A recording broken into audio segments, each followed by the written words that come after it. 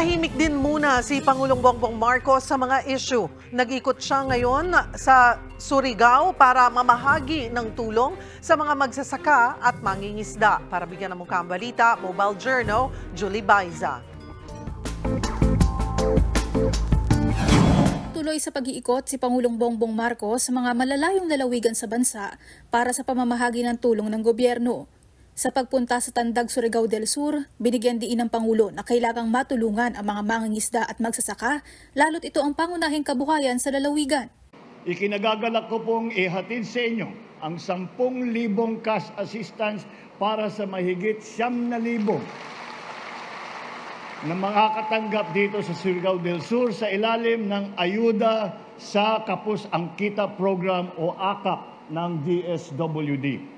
Magbibigay din po ang aking tanggapan ng tigsa 10,000 piso sa mga magsasaka, mangingisda at ilang piling pamilya na masyadong apektado ng El Nino dito sa Surigao del Sur at sa Agusan del Sur.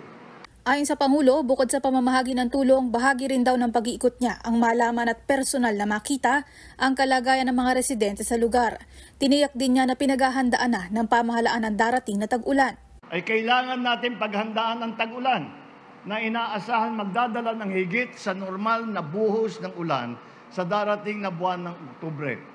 Bagaman ang hiling natin ay wala nang maranasang pinsala o aberya sa panahong ito, nais kong malaman ninyo na handa ang pamahalaan kung sakaling man mangangailangan tayo ng pondo at mga supply ng pagkain sa oras ng kalamidad. Nandito po, ready po ang inyong pamahalaan. Matatapos na rin daw ang mga agricultural projects sa lalawigan na inaasahang makatutulong sa mga Surigao nun.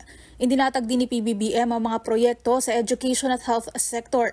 Kabilang dyan ang pagpapatayo ng mga karagdagang silid-aralan at pagbibigay ng scholarship sa mga mag-aaral. Nariyan din daw ang tulong para sa maliliit na negosyante. Patuloy din po ang paghahatid ng tulong ng DTI, Department of Trade and Industry, sa mga maliliit na negosyo sa pamamagitan ng pagpapahiram ng puhunan.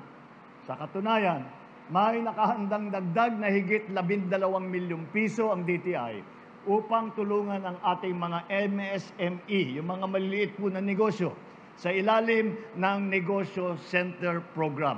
Sa kabuuan, 50 milyon na pondo ang itinurnover ng Pangulo para sa lalawigan ng Agusan del Sur, habang 12.48 milyon para sa Surigao del Sur. Mobile Journal, Julie Baiza po, hatid ang mukha ng balita.